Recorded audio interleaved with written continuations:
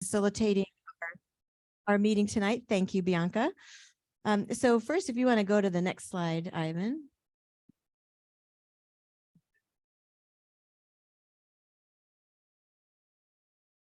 Or Justin, if you'd like to advance to the next slide for us.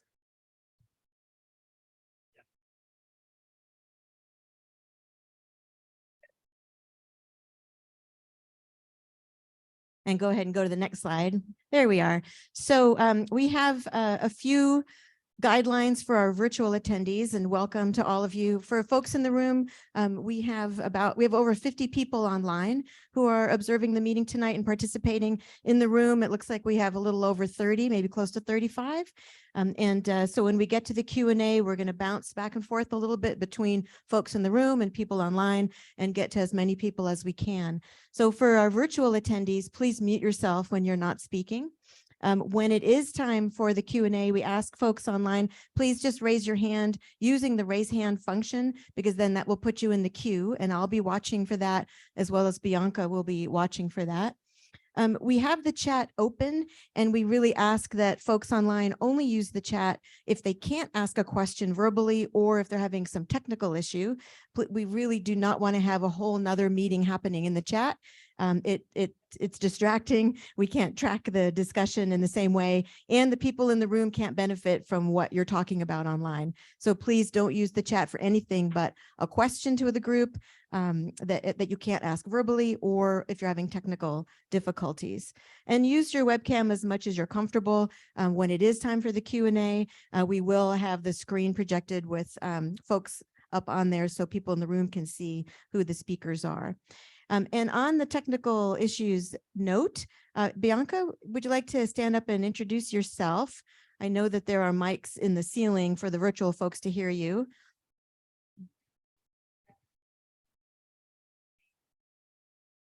Yep. Thank you. And so for folks online, if you're having technical issues, Bianca is the person that's going to be getting back to you and helping you out. Let's go ahead and go to the next slide. So our agenda, as I mentioned, our time tonight goes until 8. I saw people taking advantage of talking with Water Resources staff in the beginning and looking at the materials. We really appreciate that. So again, our presentation will go until about 6:45, and then we've reserved like the first 10-15 minutes of that Q&A time for any questions that you have about what you just heard from the presentation. And the rest of the time, we really want to get into your ideas around some of the issues that you'll see on the survey. And so we'll gauge and see where people are at. If there's a lot more questions, we'll spend more time, but we really do want to get to the point where we're hearing, some of your ideas. That's a lot of what Water Resources is here to listen to. And then about 10 to 8, we'll stop and we'll talk about next steps, what we're doing with all this information, what's happening next, where you can get more, more information or your questions answered. And then we'll adjourn at 8. So let's go ahead and go to the next slide, which I believe, it's meeting guidelines for folks in the room, and as well as for people online. So it's always good in these meetings to have just a few guidelines about what to expect from each other. So we ask that you honor the agenda. It's a pretty straightforward agenda. It shouldn't be that hard to do. Participate actively and respectfully. Again, we're here to hear what you have to say. We'll do the best we can to accommodate as many speakers as possible in the time that we have. Be mindful of your speaking time. So what you'll see me doing is you'll see me skipping over folks who've had their hand up and have spoken once already, so we can hear from other people. So we'll just ask you to balance that. And the same with folks online. Respect differences of opinion and perspectives. Lots of different opinions about this topic. We anticipate that. Stay on mute when you're not speaking. That goes for people online as well as people in the room. So avoid side conversations, which is the last bullet there. And then provide input via the online survey, verbally at the meetings or on the survey form. So you're welcome to take these surveys home, spend some time thoughtfully filling it out. You have until October 19th to mail them back in. You can also go online and fill it out, or you can fill it out here and leave it with us. So those are all of, I think, the parameters that I need to share before I turn it over to Ivan to introduce himself and his staff. Thank you, Jamie. Good evening, everybody. It's great to see such a good turnout My name is Ivan Gall. I've recently been the Field Services Division Administrator, so I've been working with our field staff for a number of years across the state. I'm a groundwater scientist by training, and just recently have been tasked to be the interim deputy director. Our recent director, Tom Byler, has just retired, so we've had a little bit of a shakeup at our director's office level there. Doug Woodcock is acting director until we get a new one appointed by a governor that'll be elected here in November. So let's see, staff around the room. I'll start with Annette Liba. She's a division administrator for our technical services division. Justin Iverson manages our groundwater section. Let's see, we've got Graham Thomas, front row here. He's a well inspector for us in the Bend office. Joe Kemper, hydrogeologist here in Bend. Ned Gates, assistant water master here in Bend. Emily McCain in the back, basin coordinator, if I got that right. Yep, for the Deschutes Basin. Anybody I missed from WRD? Okay. Oh, Mr. LaMarche hiding there. John LaMarche, senior surface water hydrologist. Certainly if you get some time at the end of the evening, feel free to ask them questions as well. Move on here. As part of the introduction process, I wanted to spend just a quick minute discussing with you what we are going to be talking about tonight and what we're not going to be talking about tonight. What we're really here to do tonight is to provide an update or a process update for the assessment of water availability for future groundwater rights. We want to seek your feedback on ideas on modernizing this process for groundwater allocation such that we can protect senior users and maintain sustainable groundwater levels in our aquifers around the state. What this process is not going to do is affect exempt uses from wells or exempt wells in any way, shape, or form. And I'll talk about that a little bit here on the next slide. This process doesn't affect any regulation of existing water rights, and it doesn't affect the water right transfer process. I mentioned the exempt groundwater uses.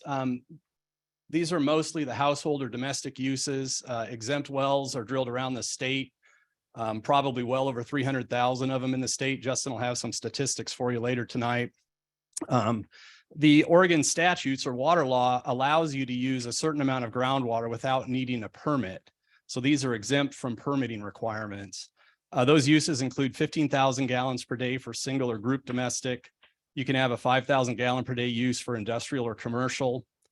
Stock water is exempt. Irrigation of up to 1/2 acre of lawn or non-commercial garden.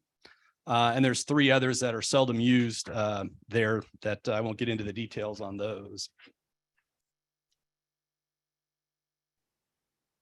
Wanted to touch on the timeline, kind of where we've been, where are we, and where are we heading with this process. Staff have been working on this for about a year. Justin and others have provided several presentations to the Water Resources Commission. This has really become a top priority for them. You can see in the spring of 2022, staff were working on concepts for a new groundwater allocation process, and Justin will talk about that a little bit. This summer, the commission asked us to go around the state and gather additional public input. So that's really the purpose of this meeting. Holding it closer to your mouth. Is that better? I'm sorry. Okay. This summer, the commission asked us to gather additional public input, and that's really the purpose of these meetings. So we've had one meeting so far. It was in Salem last Thursday. Ben tonight will be in LeGrand tomorrow night. We'll be in Medford next week. And the 5th meeting will be on Monday, October 10th. It'll just be a virtual meeting that will run out of Salem there. Where are we going? We'll take all of the comments that we get from these outreach meetings and start convening a team internally to start drafting some rules. At some point, we'll convene a rules advisory committee.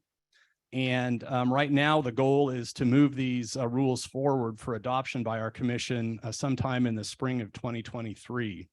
So that's a pretty ambitious schedule. But as I said, this is an important topic for the commission, and they'd like us to move fairly quickly on it. I'm going to go ahead and turn it over to Justin now.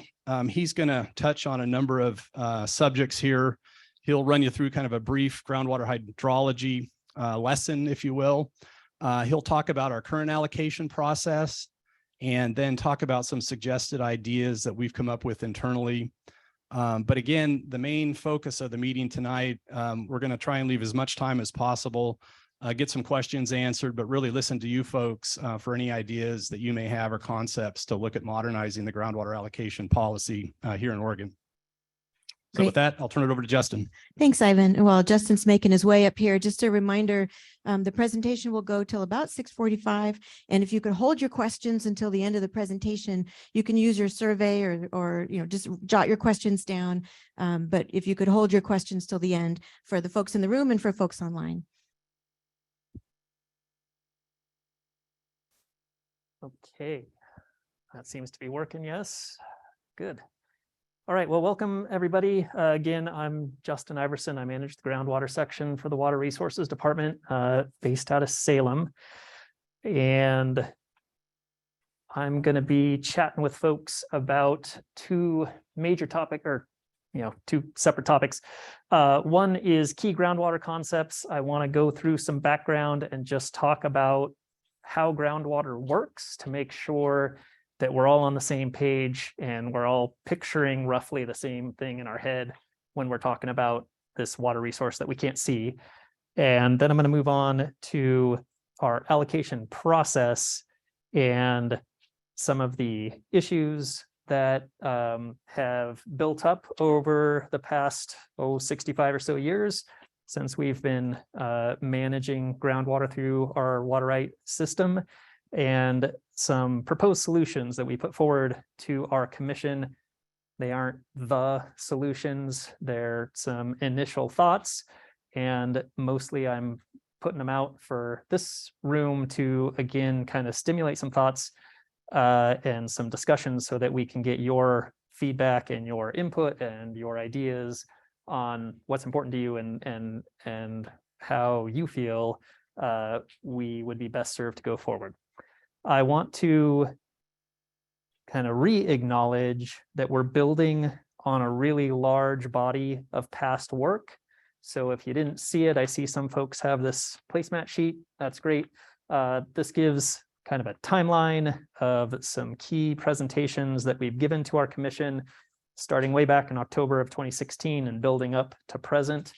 There are links there to staff reports and to recordings of presentations that I've given to the commission. I am going to condense these 6, significant presentations in and of themselves into a half hour. So we are necessarily going to be very high level, very general. I want to acknowledge that there is a lot of detail that I'm glossing over.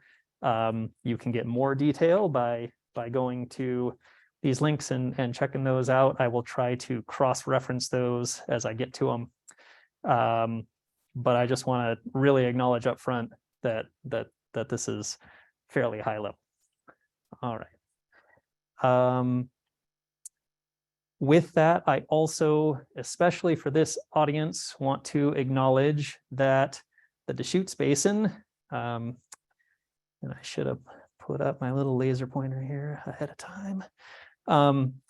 It's the only green splotch on this map of administrative basins and groundwater restricted areas. So we've called that the mitigation area. That's the only place in the state where we have a defined this is the place in the state where we have a defined mitigation program that addresses impacts of groundwater to surface water. That is a real big issue that I'm going to be hitting on in these slides statewide. This area, much more than most of the rest of the state, has good experience with that over a number of years. We understand that there's that linkage. We will be keeping that in mind as we draft these new rules and make sure that we take it into account and how they play well together. So Also, the Deschutes mitigation program in and of itself is kind of its own set of rules. It has, some cap on how much water goes through that process. It's got a sunset date of 2029, true. And we understand that we will be working up toward discussing that, and that's going to happen in its own separate venues, and there will be plenty of public input on the mitigation program and its various machinations. So I'm going to add that to the list that Ivan had up front about what these particular rules are not going to affect, right? They will interact with, but they will not change the mitigation program rules. Okay.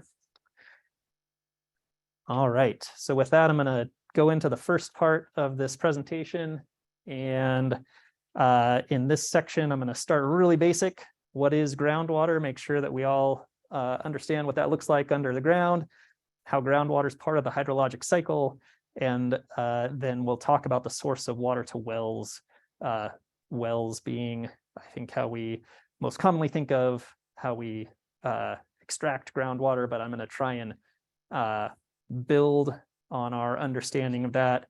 And I'm going to start with this picture I have up here, which is an unnamed spring that has been estimated to flow about 200 CFS into the Metolius River, just to get us thinking that groundwater and surface water are linked and connected, right? So groundwater feeds surface water is also used, and there's a portion of that surface water that was once flowing through the ground.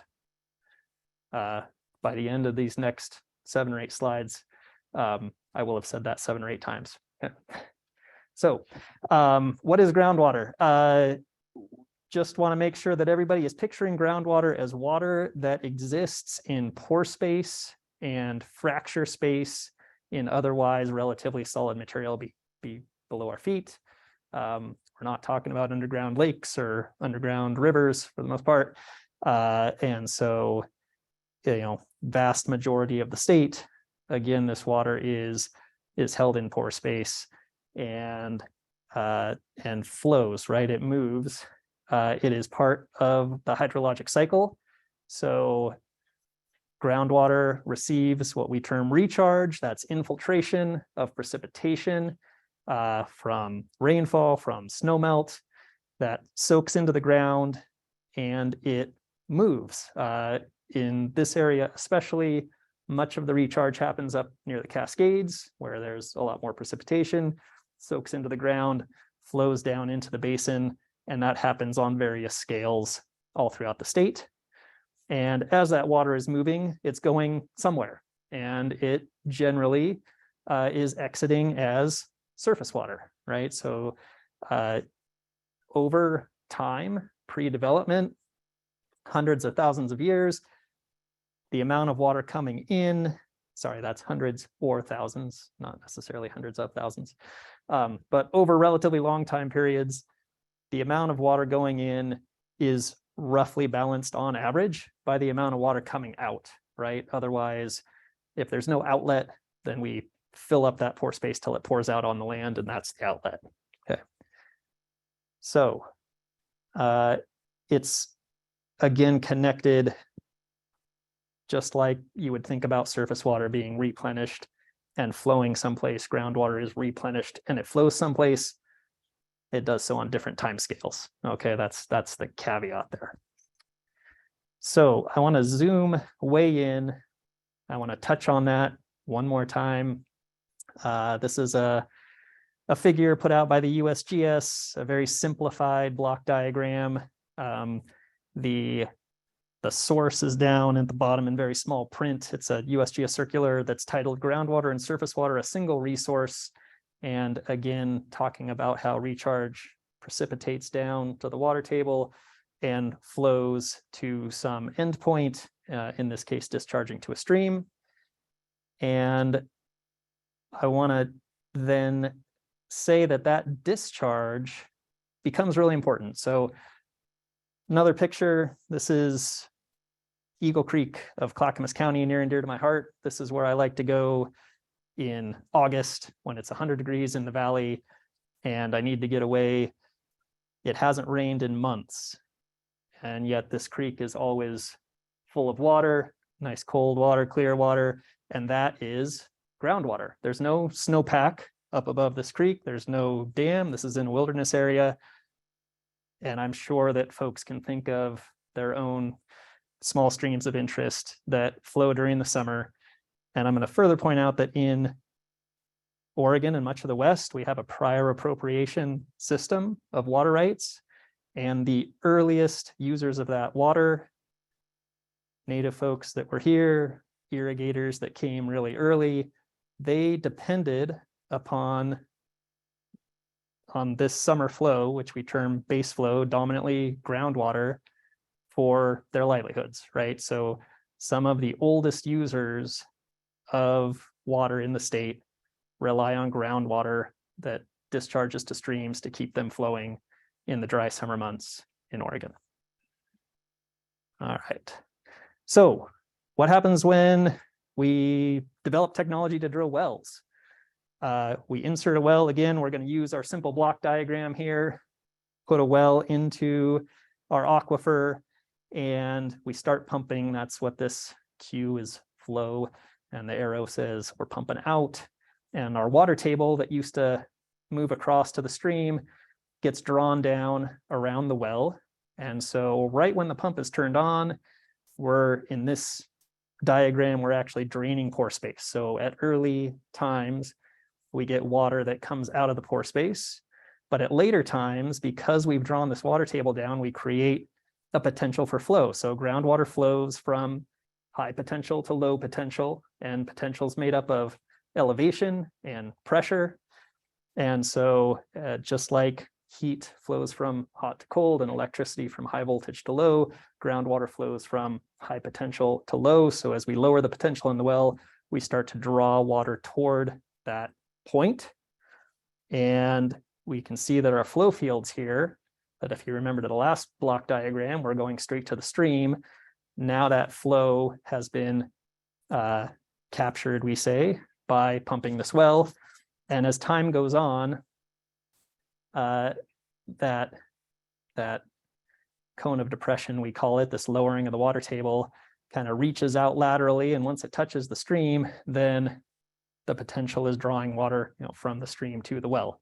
Okay, so we're capturing this water that would otherwise have discharged to the stream, or maybe was even in the stream in cases. All right, I'm gonna take a flyer here. I've had this slide in and out at various times, but I feel this is important to the discussion, and I'll try and describe. This is a generalized figure, again, by the USGS. This particular, yes. Note in the chat that the slides aren't for people online. Are they? They are, yeah. Okay. And okay, sorry about that. Also, it's apparently my. Yeah, oh, that is true. Some of them did look similar. They were nuanced. That's true. Okay. So, okay, I'm going to try and describe this graph real quick and get across the main point. So again, this is by the USGS. It comes out of a publication from 2013 called Stream Flow Depletion by Wells, Understanding and Managing the Effects of Groundwater Pumping on Stream Flow. And what this is showing is pumping time on the x-axis, undefined, right? It's just generic time. And the time scale is going to change depending upon the fact situation of the well and the location of the stream and the aquifer material. But in general, time increases. And on the y-axis here, we have percentage of groundwater pumping rate from 0% to 100%. And we have two lines here. And this line that starts at 100% and degrades over time is water from storage. And this line that starts at 0% and increases over time is water from stream flow depletion. So as we saw in those real basic block diagrams, as we create a cone of depression, we start out taking water from storage, and that's 100% right when we turn the well on. But over time, the amount of water that we're draining from pore space decreases pretty rapidly, and the amount of water that would have discharged to streams increases, and at late enough time, you reach 100% stream flow depletion. So that was the last block diagram I showed. Okay, so you take water from both locations, from storage or from through flow to stream flow at different pumping durations, right? But it comes out of both places, just at different times. So that's what I'm trying to get across with this, and that's going to play in the final slides that we see. Okay, for those that think better in words than in graphs, I'll put up essentially the same thing here. So this is this graph in words from way back in 1940, when Charles Tice, who was one of the first folks, engineer, I hate to say, but an engineer who came up with mathematical conception of groundwater flow to wells. And in a pretty seminal paper, he said, from the standpoint of groundwater conservation and statutory or other regulation, the following point should be emphasized. All water discharged by wells is balanced by a loss of water somewhere. Okay, so we aren't tapping an infinite source below our feet. We're just tapping into the hydrologic cycle someplace along the path. And that's really valuable, right? I mean, from the perspective of green infrastructure seems to be a buzzword, right? People talk about the services that we receive from the land around us. Groundwater is a three-dimensional distribution system that puts water, potable water, underneath pretty much any piece of ground in Oregon, right? And that has that's a natural resource that has facilitated a lot of development. So don't want to lose track of that too, right? We're balancing this real benefit. Anybody that's here that lives on a rural piece of property, has a water right, knows this intimately, right? You don't necessarily have to be along a canal or a lateral to receive water. You can drill a well, and that is there available to you. So that being said, as we're going to talk about in the next set of slides, the way in which Oregon has allocated and managed groundwater rights in our overall allocation system has certainly contributed to reduced surface water base flow and groundwater level declines in some parts, in many parts of the state, right? And both of those are at the expense of existing or senior users. Senior is the jargon for our, anything that exists as opposed to anything that we might issue in the future.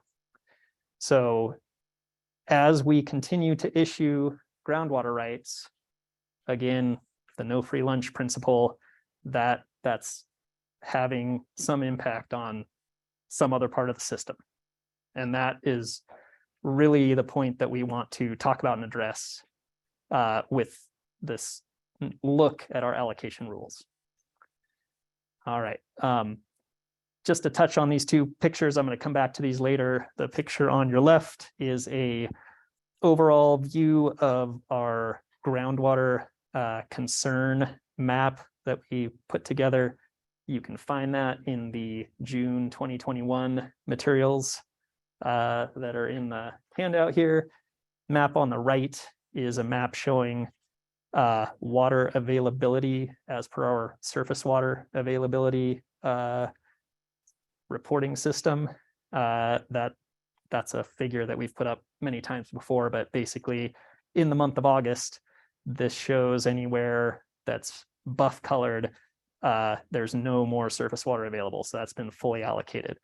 Areas with purple have some amount of additional capacity, but otherwise the overall takeaway is much of the surface water in the state has been fully allocated. Okay, and again, in August, when this snapshot picture is taken, that's when base flow forms the largest percentage. August, September, October, maybe the largest percentage of that stream flow. Okay, so with that, I'm going to move into allocation issues and potential solutions. And allocation, I understand, is a jargon word.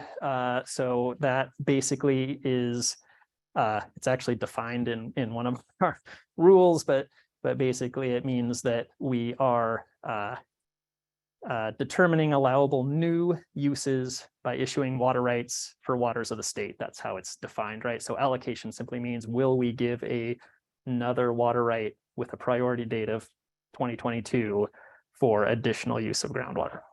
Okay.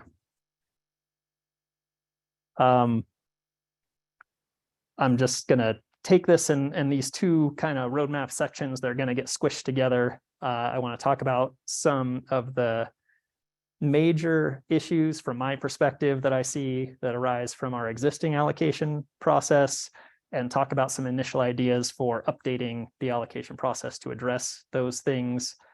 And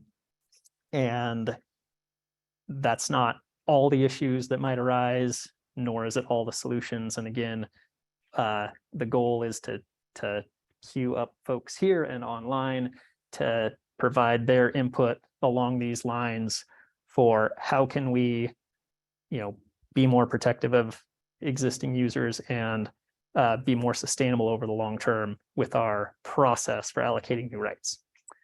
I'll say again, there's a lot of detail into how we do things now that I'm not going to go over necessarily. If you look at the August 2017 materials, that'll give you a good overview of how we go about doing things now.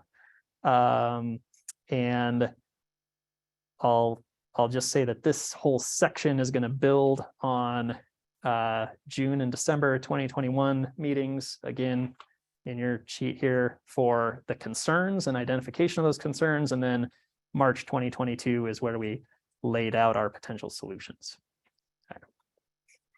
So I'm going to touch on two main issues that I see are major issues with our existing allocation process. And the first is with respect to groundwater and its function in supporting base flow over time, and that our current process through rule and policy really focuses on avoiding short-term and acute impacts to surface water, but it does not take into account cumulative impacts or impacts that build over time. And I'll get into that a little bit more. And that really addresses that long-term impact I showed you. If you remember the two lines for water from storage, water from stream flow capture, that top bullet really focuses on the stream flow capture part of the source of water to wells. On the other part of the ledger, where storage creates some of the source of water to wells, in areas where we find that we are pumping storage, because you can pump quite a bit of storage in some parts of the state, there's not a real great connection in some geologic settings to surface water. If we are pumping more than is coming in, then the mismatch of in versus pumping out leads to reduction in storage, and that is seen as water levels that fall over time, year on year on year. Okay, so pumping out storage is something where in our current allocation system, or I should say our existing allocation system, we have historically said that data should exist to indicate over appropriation, that being the term for, water out is balanced by water in, this water budget concept. And where we haven't had data, we have historically chosen to issue a water right with the condition that the developer of that water right measure water levels and report those back to us, so that we have that data for next time and to monitor the impacts of that particular development, plus, take a look at the resource as a whole. So I'm going to start with, however, I'm getting ahead of myself. Again, this is a figure that comes out of our groundwater concerns assessment. There's a lot of detail and data that underlie that. I'll just say for our purposes tonight, dark red is highest concern, red is concerned, yellow is it's yield limited, that's a concern. Gray meaning no concerning data available, which either means the data show stable water levels and no declines, or we just don't have data. Each one of these squares being a township, a 36 square mile area. So one of the key findings when we went through and did this groundwater concerns assessment was that it became apparent that of all the applications that come in for a new groundwater right, more than 70% of applications statewide result in a permit. And when we get into our areas of concern, that number actually goes up. We actually issue more often than not. 80% lead to a permit. And had a comment in our last meeting that I thought was really spot on, which came from a water rights consultant who said, well, we understand the process, and if the answer is going to be no, we either say don't bother, and while this wasn't said, I would add, or we know how to get just beyond the rules, right? The rules are set up again to protect against short-term acute impacts. And if you know the rules and you can have the space on your property to reposition your well more than a mile away from a stream, or adjust so that you understand the assessment that we go through, if you adjust so that the impacts don't cross the thresholds, then again, you're likely to get a permit in our existing process. And then that application kind of gets put to the side and we move to the next one. So we don't, if there's one, relatively close next door or downstream, we aren't going to take a look at the impacts to base flow of the right we just issued. When we're assessing this one, we assess on a one by one, we take the application on its merits, but that doesn't fully take into account the cumulative effect of all the permits adding up over time. So again, in looking at surface water availability and the impacts of multiple permits over time, what we've done is we've taken this definition of overappropriation that talks about just generically results in further depletion of already overappropriated surface waters, and through what we call our Division 9 rules, ORS 690-009, we've constrained that and said, well, what we really mean is it won't have the potential for substantial interference. And we've really managed again to that short-term acute impacts within an irrigation season, impacts that occur from wells drilled within a mile or less. And what that looks like, and this figure, this is it comes from an unrelated permit. I want to say that up front, but it starts to illustrate the concept by which in the Deschutes Basin, we have completed a joint study with the USGS of the hydrologic system in the Deschutes Basin, have a good deal of information and understanding. We have a computer model that can calculate estimated impacts of various scenarios with groundwater. And this plot is showing a new well coming online, or a new pumping rate. And similar to that, again, that double bar plot that we saw a few slides back that we spent time on, there's time on the x-axis. This is in months. Kind of hard to think in months and 50-month increments, but essentially this is a 30-year, just think about this as a 30-year process. And similarly, on the y-axis, here we're looking only at stream depletion, or the proportion, the source of water to this well from capture of what would otherwise go to stream flow. And the curve doesn't look exactly the same because, again, of the geologic situation and what have you, but pumping starts here at month 50 or 49, and it builds over time, right? So we aren't showing the concurrent, storage is sloping downward, but we're showing the capture sloping upward, and it has roughly the same, growing till it gets somewhat close to, it's about 90% of the water flowing out of this particular modeled well occurs after 30 years.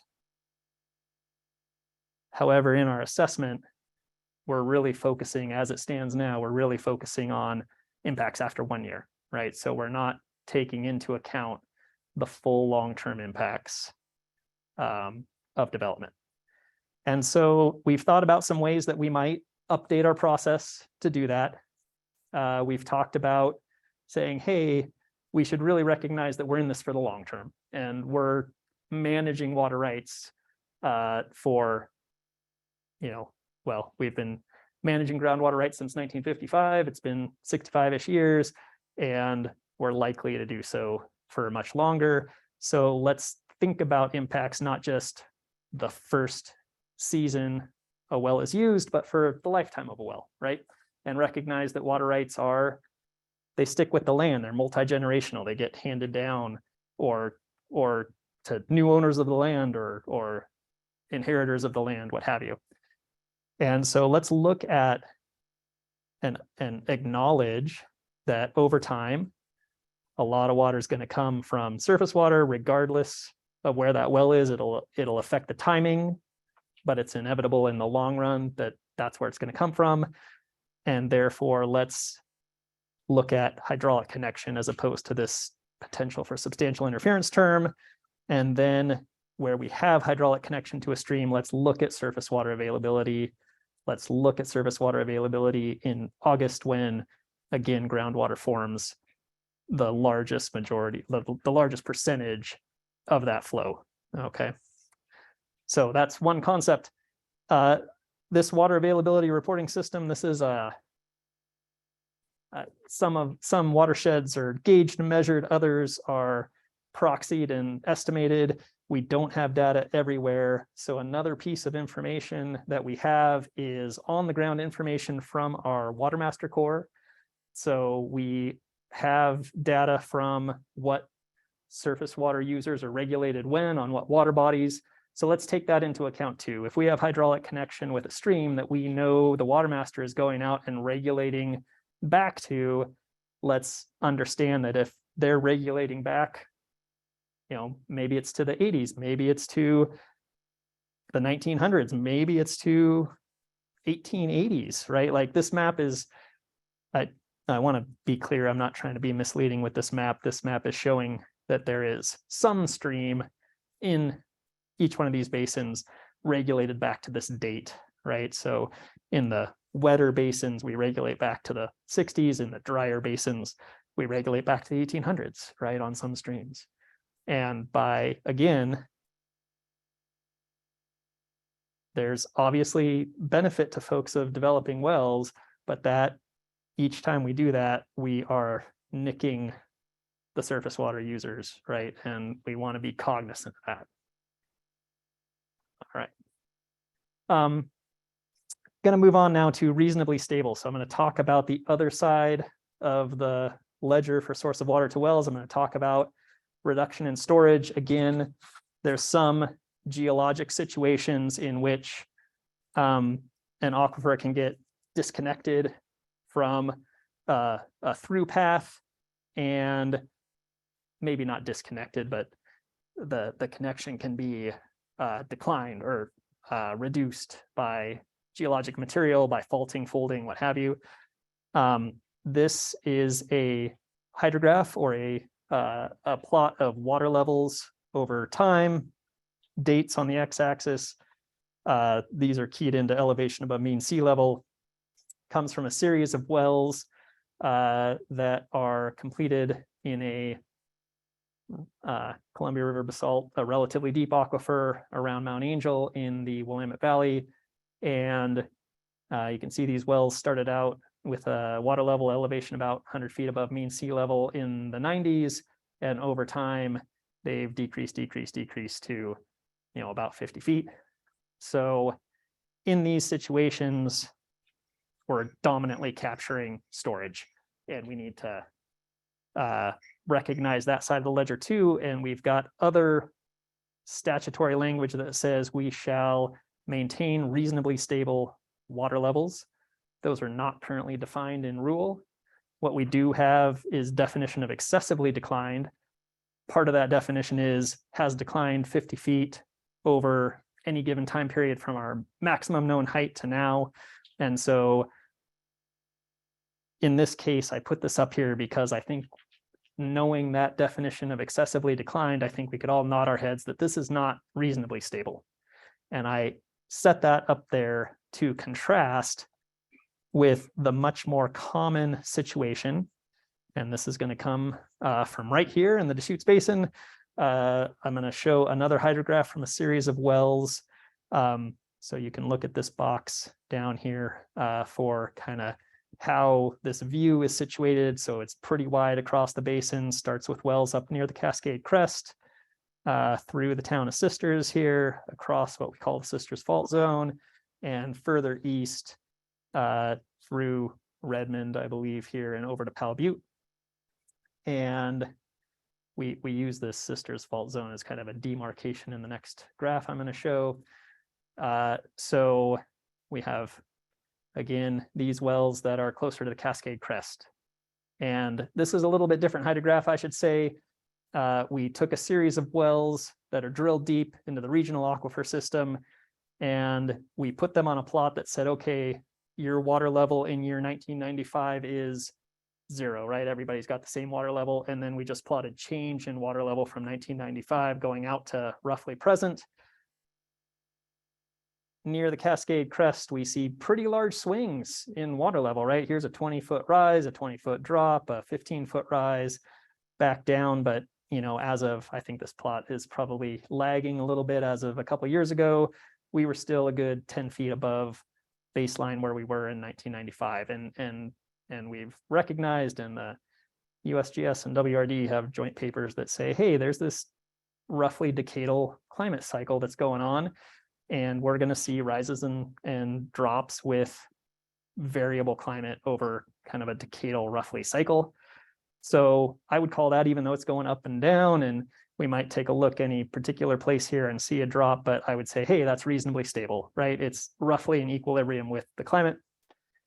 But then we get into grayer and grayer areas as we go eastward across the basin. So we have a well within the Sisters Fault Zone here that went up with climate, went down, and then it didn't kind of stick with its buddies here, and it's really flattened off. So we see some change. Is that reasonably stable? How about as we step out across the Sisters Fault Zone, kind of in the middle of the basin, we see water levels that they might rise a little bit here, where we got a lot of rain in the Cascades, we see a little bit of rise, but then they start falling, and they're falling about half a foot a year. Is half a foot a year reasonably stable? We keep going east, and we see water levels falling more rapidly and kind of steepening and steepening, right? So seeing about a foot a year decline in some areas, is that reasonably stable? So something that will help us identify, is water available for future allocation, will be to have a better definition of reasonably stable, such that when our various hydrogeologists look at an application for a new water right, they have some criteria to go to in rule that says yep or nope. And that also will create more understanding for consultants and other water users or potential applicants. All right, so with that, I'm gonna stop there and just re-emphasize that, again, we're seeking your feedback on how we can better manage new allocations for new additional uses going forward, understanding the no free lunch principle. So how do we balance the benefits of use with the impacts to existing users and long-term sustainability going out, right? So thanks for that.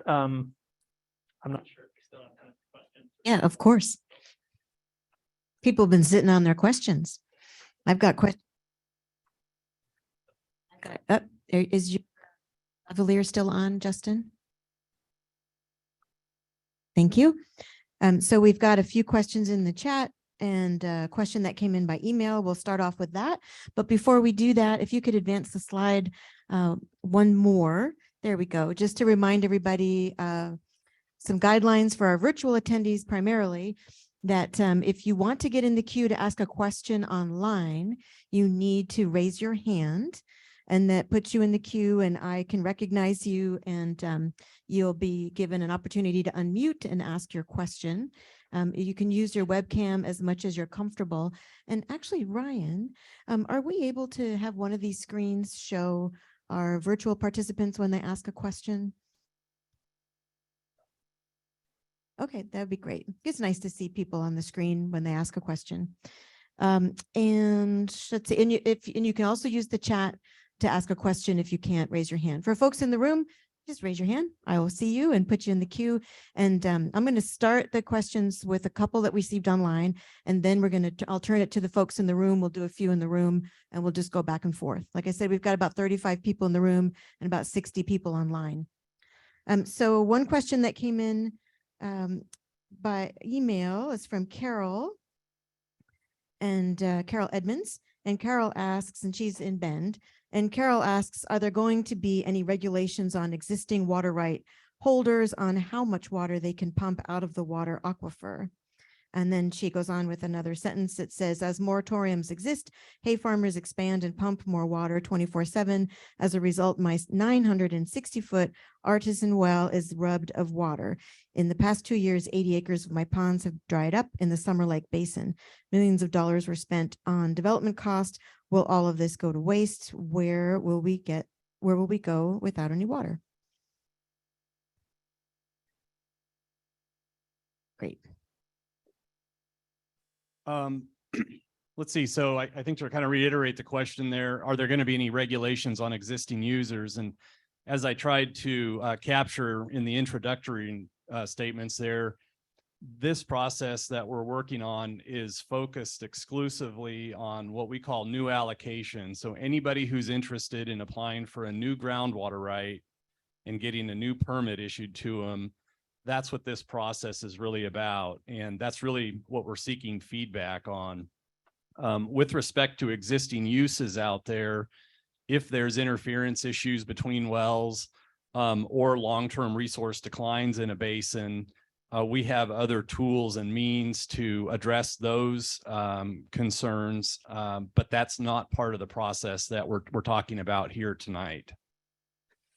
Thanks for that, Ivan. Another question from the chat from Jacqueline Kreitzer. I believe I'm pronouncing their name correctly. The question is, senior water rights are ancient and unfair in light of lessening groundwater sources. Can they be reallocated?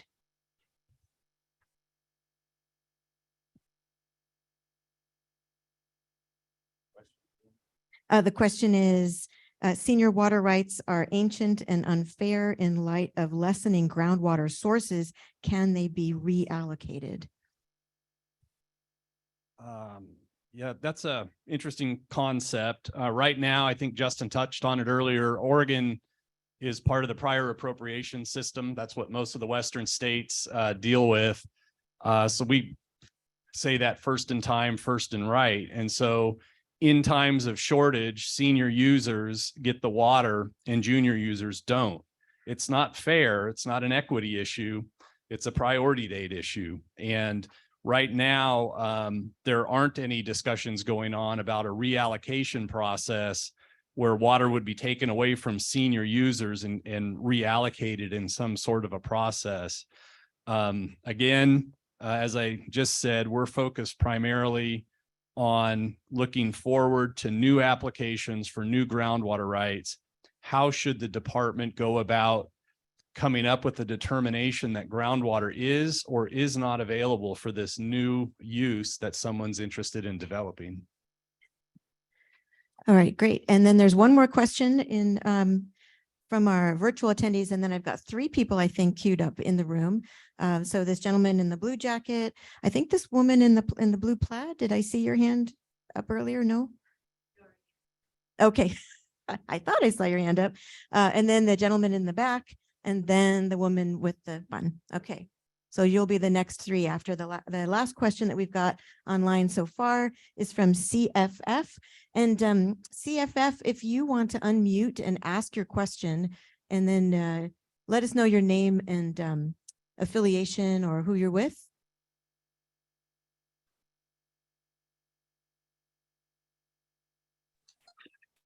Hello, can you hear me? Yeah, we can hear you really well. Okay, great. Thank you. Yeah, my name is Kate Cassad. I'm calling in on behalf of Cassad Family Farms. We are junior irrigation rights holders in Jefferson County. So we're obviously very interested in the topic. And I just want to first of all, thank you all at the commission for asking the questions you're asking. It takes a special person to enact change, and change is very difficult. So I just want to thank you all. It's a big thing you're taking on. I guess with trying to stay on topic about the issuance of new permits, how will you address any permit application which perhaps isn't technically approved and isn't technically not approved, say it's in a non-canceled status? How will you treat any of those stays on applications while you are creating a new protocol and gathering the data to be able to definitively address over allocation issues? Thank you. Thanks, Kate. I think I understand your question. Currently, we have applications that have been submitted to the department, and our commission has asked us, again, they want us to be able to make a positive finding that groundwater is available or is not available for those. And if it's not available, the commission doesn't want us to issue those permits. They want to have a sense of assurance that when we issue a new groundwater right in the state, that the resource is available so that injury won't occur to existing senior users, both surface water and groundwater users, and that we won't put an aquifer system in a state of decline or contribute to more decline in a system. So for future applications coming in, and the rules that we're talking about drafting and working with the commission to get adopted, that's really the type of feedback that we're looking for from this group tonight and the other groups as we travel around the state. What do you think are important considerations for the agency and for the Water Resources Commission when we give consideration to coming up with the finding that groundwater is or is not available? Justin touched on a few of them tonight. You know, the hydraulic connection concept between groundwater and surface water, the aquifer sustainability, are groundwater levels reasonably stable or are they going down? And then the existing state, if you will, of surface water availability in Oregon, where many senior users on streams across the state are not getting the water to which they're entitled and should be getting because of more and more scarcity in the state. And some of that scarcity comes from climate, obviously, and repeated droughts. Some of it comes from the number of groundwater rights that we've issued over the decades that, as Justin said, kind of nick into the surface water availability over time. Thanks for that, Ivan. And do make sure you put the mic right up to your mouth. Everybody can hear. I know it's easy to get it scooted away. Justin, did you have something to add to that answer? If Ivan can pass you the mic, and then the gentleman in blue here will be our next speaker in the room. Yeah, I just wanted to add, if for this, the person that asked this question, as well as anybody that's listening, you can go again, if you pick up that placemat, I think it was June of this year, June 2022, the links there will get you to the commission meeting where they talk specifically about the pending applications and their direction to us. So great. Well, Kate, did you have something else there, or was there? Yeah, just while I have the chance, thank you for addressing that. I'm still a little unclear if you could clarify, like, is a current application that is in a non-canceled status that has a stay on it, is it considered a future application? So clarify that. And then a follow-up question, or I guess this is my feedback. I'll say my feedback is on behalf of an agriculturalist whose livelihood depends on water. And like you said, we're entitled to 2.5 acre feet of water. We've gotten, 75% of that this year as professional irrigators, making our lives on the land. So we're not getting what we need to do what we do. My feedback would be, in that excellent piece that Emily Currington did for OPB, she really illuminated how perhaps this mitigation program isn't serving the Deschutes Basin how it was intended to. I think the intentions are good, but what's ending up happening is there's these massive money bidding wars by developers who are purchasing the water rights off of professional agricultural lands, and then they're moving that water 5 to 13 miles away to fill a private water lake ski community and to build golf courses and private lakes. And that's irrigation in stream water rights being purchased for the highest bidder, which is allowing this mitigation program to give them the right to drill, to fill this lake, or to build that golf course. And my feedback would be perhaps looking at that map and how the Deschutes Basin is now all bright red, a critical area of concern. Perhaps the mitigation program isn't serving us how it was intended to. Thank you. Kate, thanks for that. And be sure to go ahead and put yourself back on mute. We've got 4 questions in the room so far. I'm going to start with Mike here. Mike, I'm going to give you the. All right, thank you. Hi, everyone. Mike Bittner, Utilities Director here for the City of Bend. I'm joined to my right with Paul Bertagna, Public Works Director for the City of Sisters. We're here tonight on behalf of COCO, the Central Oregon Cities Organization's Water Subcommittee. COCO was formed roughly 25 years ago around water issues in Central Oregon. And today we collectively, Paul and I and other utility managers effectively represent the mutual interest of 150,000 municipal water users here in Central Oregon. I have some ideas that I'd like to share with the department here when we get to the right time. So hopefully raising my hand now doesn't preclude me from getting a hand raised down the road. Paul, I might have to put you on the spot then if I do. My question for you, Ivan, is regarding the expedited nature of the rulemaking process. We spoke a little bit about that right before the meeting here today. Looking at the calendar there, having this sorted out by spring of 2023 is a really, really aggressive timeline. And I think you alluded to that. It seems like a really big ask, especially at a time when cities are really focused on the legislative session and hundreds of other pieces of legislation that are going to affect our communities. Our ability to really effectively engage is really limited at that time. I'm really worried about the department's ability to engage with cities in particular, in that short amount of time, which is, roughly 6 months away.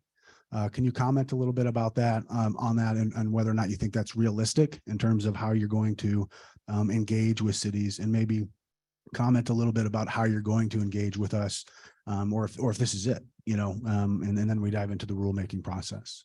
Thank you. Good question, Mike.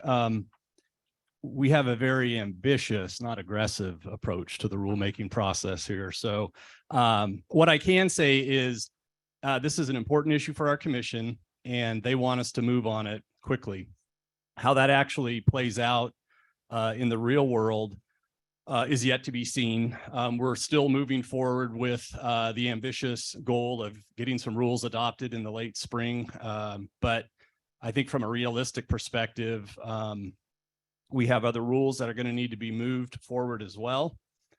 Some of those have to take priority over this process because of legislative mandates and other priorities of the agency. And we do only have so much staff and bandwidth within the agency to move them forward, as well as meet the concerns of the constituents out there. So if that is something that you're truly concerned about, make sure those comments make it into the process, and we'll certainly accommodate them. So. Thanks for that question, Mike. Thanks, Ivan. Next question is back here in the back. Be sure to let us know who you are, and if you're with the organization, what that is. Hey, Ivan, Justin. I'm John Short, water right guy for the last 20 years now here in the well, around the state. My question would be, since, basically in the last year, the mitigation program has been pretty much neutered, like your map showed the 2 green approvals and the other 5 denials when you had the the Deschutes Basin blow up there. My question is, does the modeling, can you guys go back to like 1895 with the modeling? And so we're not seeing a groundwater decline from the artificial recharge of piping and lining the canals?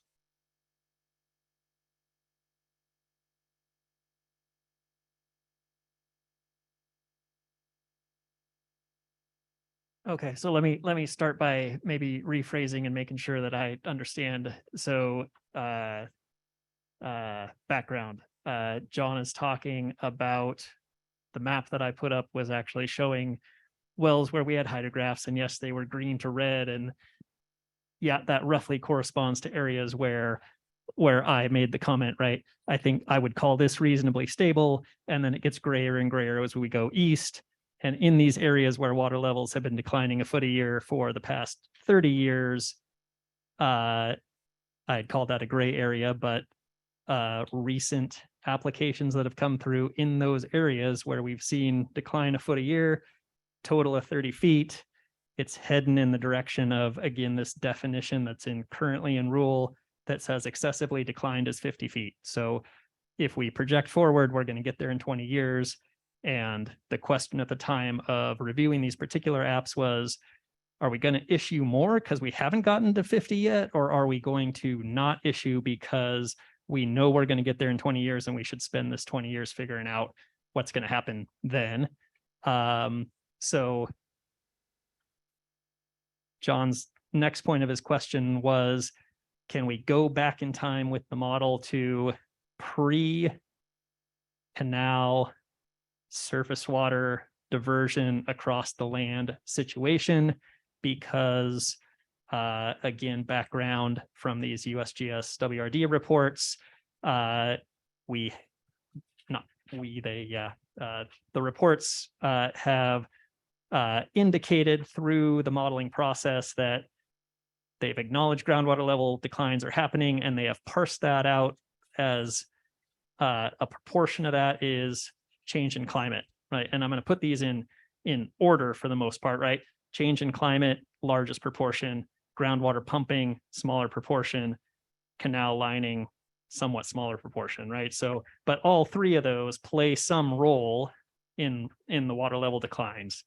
And so again, I'm going to provide feedback, and John, I'm going to ask you to stop me if I'm providing the wrong feedback that you intended. But there's been discussion of, hey, when we put in these canal systems in early 1900s-ish, they leaked a lot and still did. And we've been on this campaign of lining them. And so water levels are falling, and a proportion of that is from the canals. So should we take that into account? So one, we're aware of the discussion about that. My initial thought is, okay, well, that's a proportion of, but there is still impacts from pumping, from climate. And the rule as it stands now says 50 feet decline from highest known.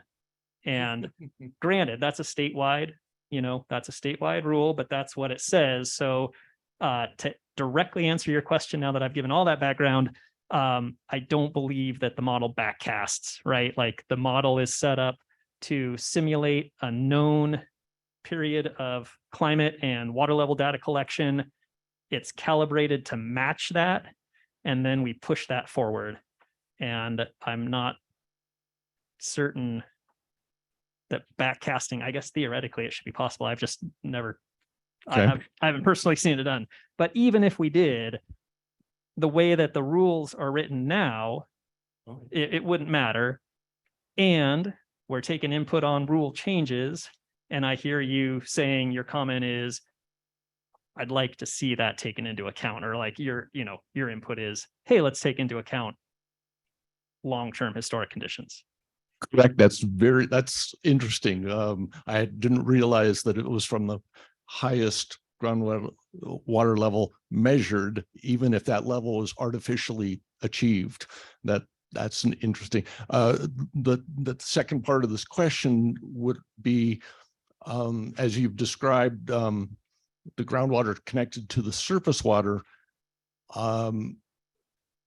Now those applications that you had, the red dots on the other side of the Sisters Faults, mitigation no longer works because it's seen as beyond the capacity of the resource. If you're looking at the surface water, mitigation is putting surface water back in that river. Why doesn't it work?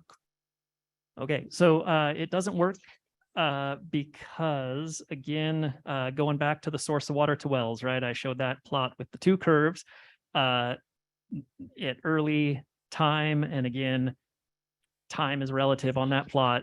There's depletion of storage, and there's also capture of surface water. And the way that the current process is set up, we have that split out into two separate review components. And I guess for details, I'd point people back to the August 2017 materials on the summary sheet here. That'll describe exactly how that's split out.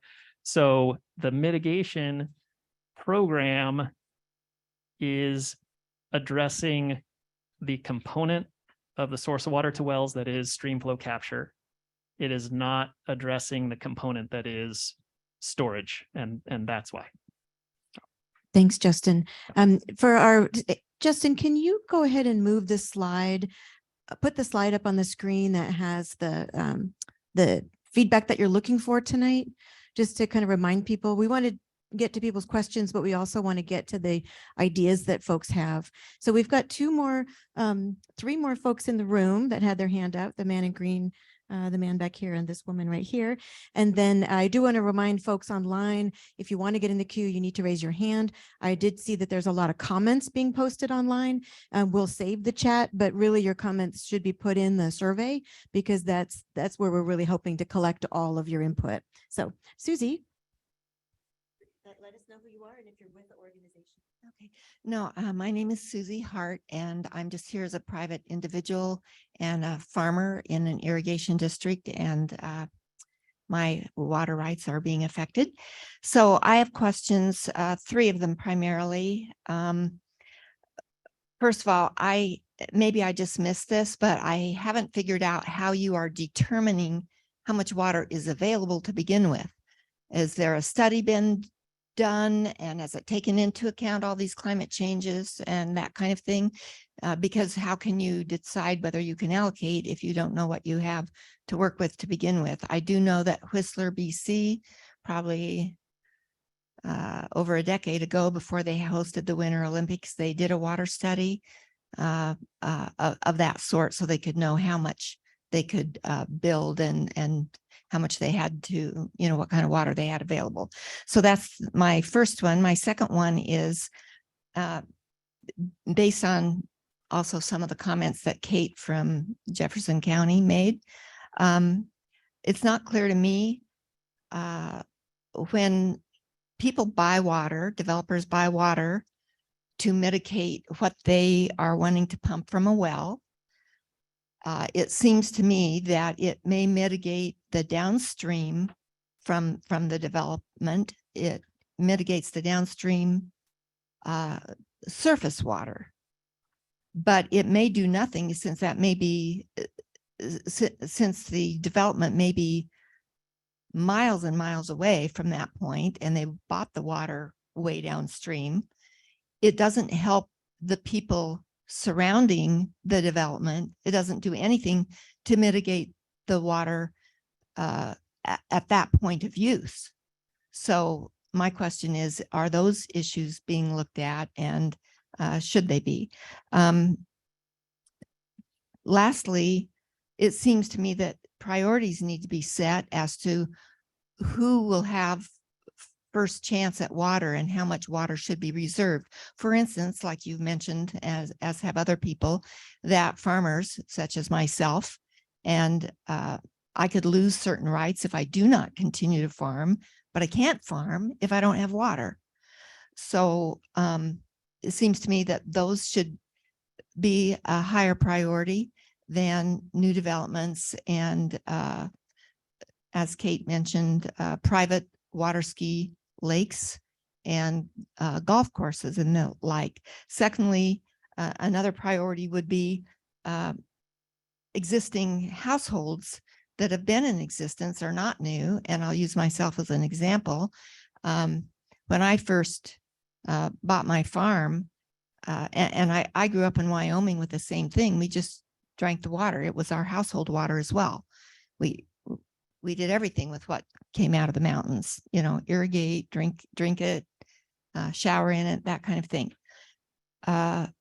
When the state required that we no longer use irrigation water for household water, we were required to, make a change. I was a single parent of 3 children, and I could not afford to put in a well. And the filtration and purifying systems that were available were also ridiculously expensive and didn't necessarily work well and could just shut off in the middle of a shower or something. So I did get a bid at the time for a well, and I couldn't afford it. So a number of years later, I wanted to try to move forward with that, and was told I would have to go another 300 to 350 feet deeper. So of course, time lapse costs were already higher for what, a 350-foot well was going to be, and now it's 700 feet. And so it again became cost prohibitive. But why do it if there's no water for that well? Who wants to put out the expense? So again, setting priorities of who will get water. Is it going to be the existing farmers that have water rights, or is it going to be the new developer for their lakes and recreation for only the wealthy? Thank you. Thank you, Susie. Thank you, Susie. Hey, and Justin, when you answer Susie's question, be sure to touch the mic to your mask. Thank you. I'll do that.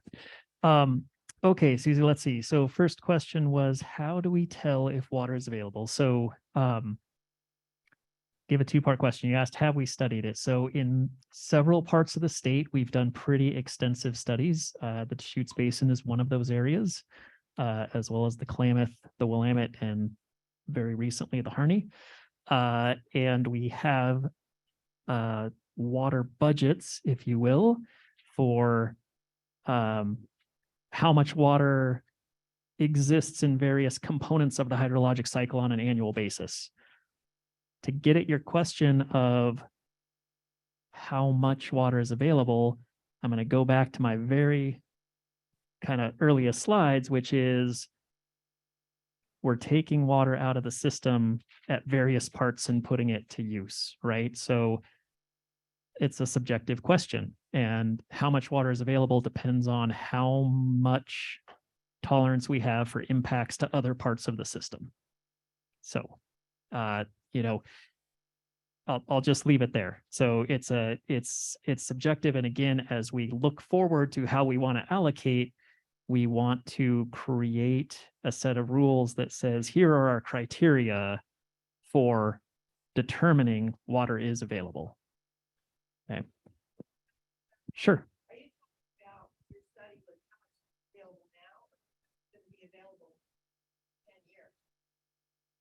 So those studies talk about a particular period of time, and that's the time we have data for.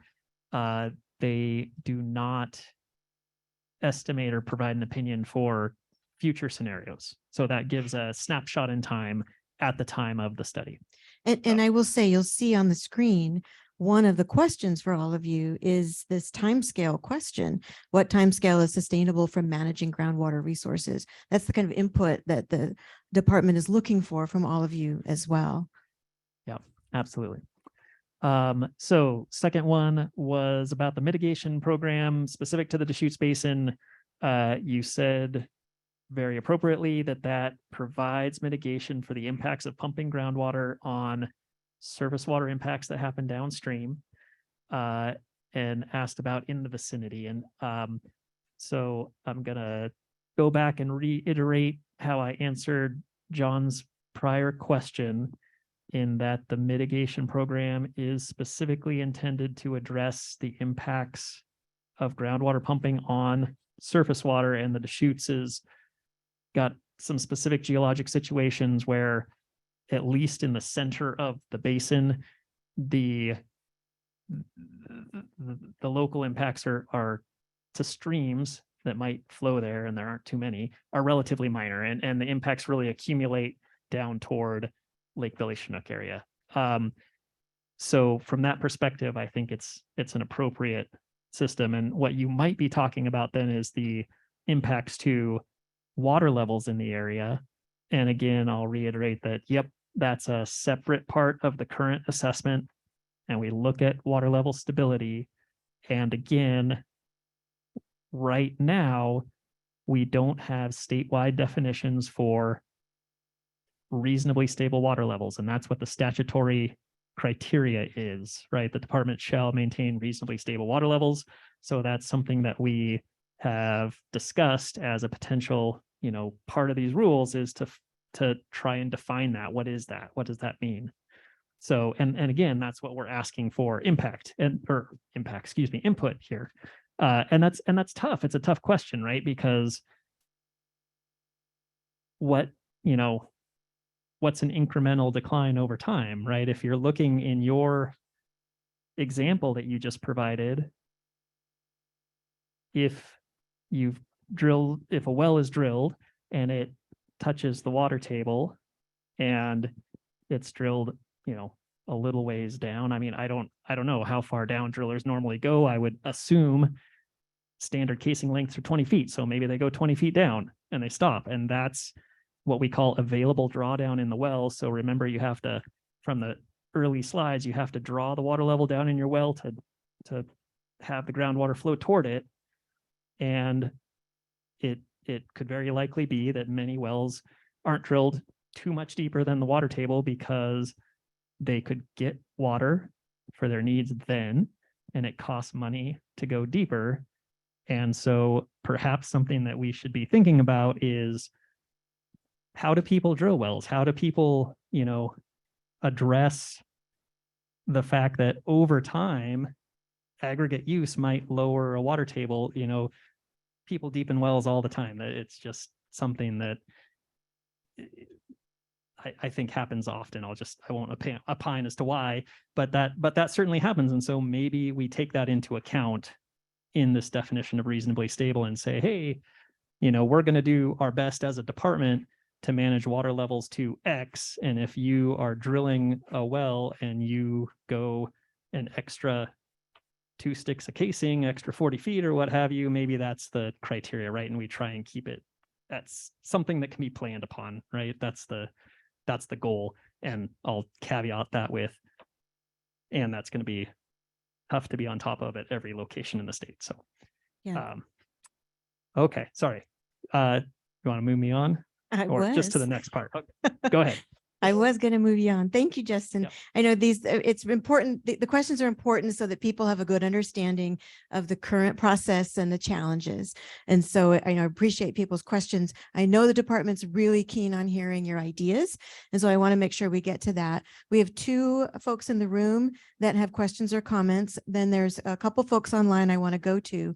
And then Mike, I'm going to put you on the spot with your promise of that you have some ideas to share, and then circle back around to you. Does that sound good? Okay. Thank you. Sounds good. Good evening, Zach Freed, Sustainable Water Program Director for the Nature Conservancy in Oregon. Thanks, Justin and Ivan, for the presentation, the opportunity to comment, provide feedback. Over-allocation of water rights is one of the key contributors to water conflict in the American West. Nobody wins when water conflict happens. That's true whether we're talking about domestic well owners who have to deepen wells, like Susie mentioned, whether we're talking about small businesses who have to understand how much water they have to count on in the future for their livelihoods, or whether we're talking about groundwater dependent ecosystems. I think the Nature Conservancy strongly supports the department's direction in being more judicious in knowing and understanding when to allocate out groundwater rights. New groundwater rights we should not be giving out lightly. Future projected climate conditions indicate increased drought frequency, decreased recharge, and increased evapotranspirative demand. So we need to be planning ahead for the future. I think the two pieces of feedback I want to provide, number one is I think when we're looking at groundwater trends, aquifer storage and aquifer levels are a really obvious and visible measurement of groundwater sustainability. I liked all three of the proposed pathways for considering new groundwater rights. Those three were hydraulic connection with surface water availability, history of regulation, and the reasonably stable groundwater levels. I think I would like to lean into the reasonably stable groundwater levels. Seeing clear trends in monitoring wells over time is a very visible, very measurable, very tangible way to explain whether groundwater is available or not. I would propose or suggest that defining reasonably stable be part of the rulemaking. As it is, waiting until an excessively declined condition is triggered is reactive. It doesn't allow you to be proactive. Defining reasonably stable in advance may allow you to save time rather than wait for 50 feet of decline, which is a lot of decline. Second piece of feedback, when you're asking about timescale for sustainable management of groundwater resources, we have to be thinking ahead. Like I mentioned, we have reliable hydroclimate projections out to 2080, or the time period between 2070 and 2099. I recommend we use them. I think we have some information available to us to inform how our allocations of groundwater now affect groundwater sustainability in 40 years, 60 years, and on beyond that. So that's my feedback. I'll look forward to continuing the conversation. Thank you again, both. Thank you. One more in the room, and then we're going to go online, and then we'll come back. Okay, I'm going to stick to just my questions. My name's Scott Fenners. I am a farmer in the Klamath Basin. On your guys' slides, the questions I had, the first off is you guys said you had, for the areas of concern, you guys were giving out 80% of the permits still. Are those permits permanent permits, or are those like drought permits? And if so, how does this affect things like drought permits moving forward for wells? And then also, how are you guys trying to take into account state lines when all of this is happening? Obviously, aquifers go across borders and states have different rules. So while some states are actively drilling, other states are saying no more permits. So it's creating some hardships.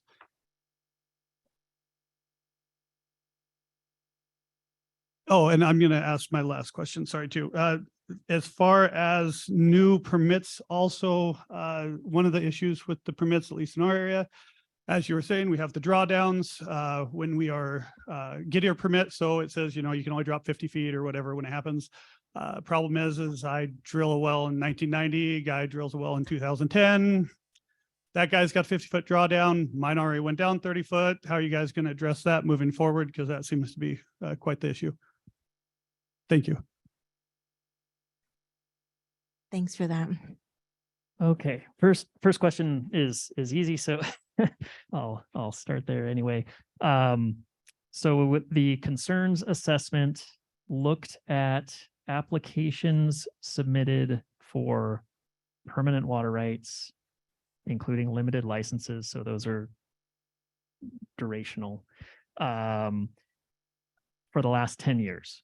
I do not believe that drought permits were included in that summary because they've got a different standard of finding a public interest finding. Also time limited, right? As far as state lines go, if you introduced yourself from the Klamath, so I'm assuming you're talking about California. We have been keeping in contact with folks from California Department of Water Resources throughout the past several years with drought conditions, and now that they have their new Sustainable Groundwater Management Act, and entities in subbasins are required to create sustainable groundwater management plans.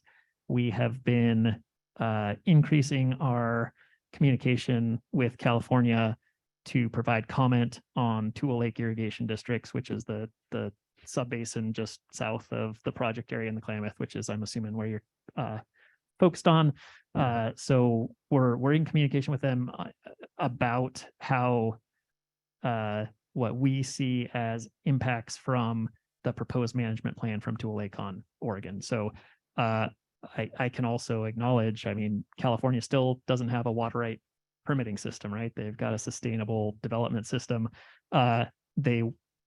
We don't have any jurisdiction, I guess, to do anything about that, and that's been an issue for some time.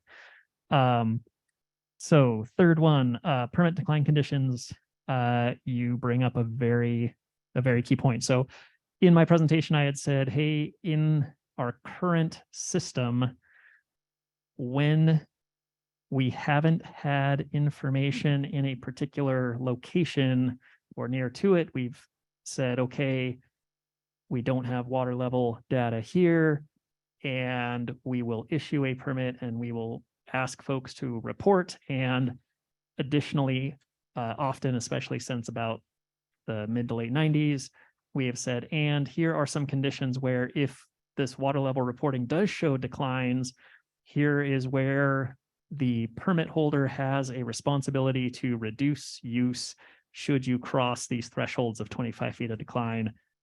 I think that the concept getting that far was relatively sound, but you are absolutely right that in a prior appropriation system where the senior person, the reference level for this decline is set, and if water levels are declining in general, then the more junior person has their reference level set lower than the more senior person. And that, I would say, has been an issue in enforcing those, right? And we've done some enforcement across the state, but certainly not universally. So that also is a consideration for looking forward, right? Like, how are we going to change things going forward? And certainly this setting reference levels as permits are issued is needs to be updated for sure. And I feel confident we'll do that. Just touch real quick on, Scott, on your question and the previous questions there. You guys bring up some interesting issues, and you can spin those into ideas for our consideration for future allocation. What about drought permits? Are they going to be part of this or not? Should they be separate or should they be part of it? Make sure that you get your comments and your thoughts, the things that are important to you, into this one of the forums, the paper forums tonight or the online forum over the next few weeks, so that we do have that available for our consideration and can start drafting rules that hopefully are reflective of things that are protective of senior users, sustainable aquifers, but also meet the needs of the water users out there. Thanks for that, Ivan. So we're going to switch to some online questions. I'll start with one from Kate Fitzpatrick, and it reads, do you have thoughts about how new groundwater allocation rules would interact with current mitigation rules? I would ask verbally, but I'm home with a raspy cold.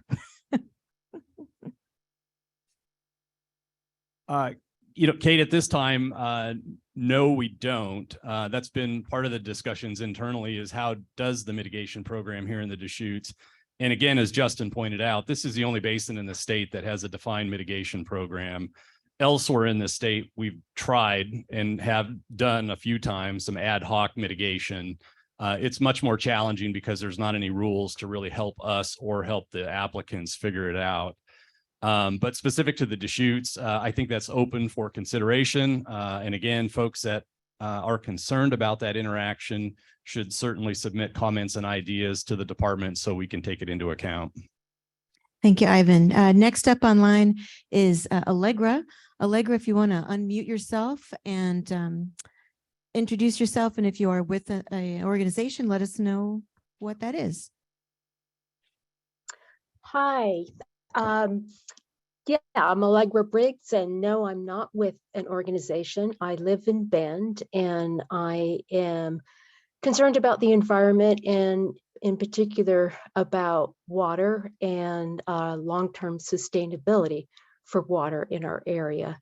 I support the approach that you're talking about, that you would be more cautious in the future when giving out groundwater rights, permits, and that you look at sustainability and get data, importantly, get data to figure out, how sustainable is this area, and look at cumulative impacts of all of the wells.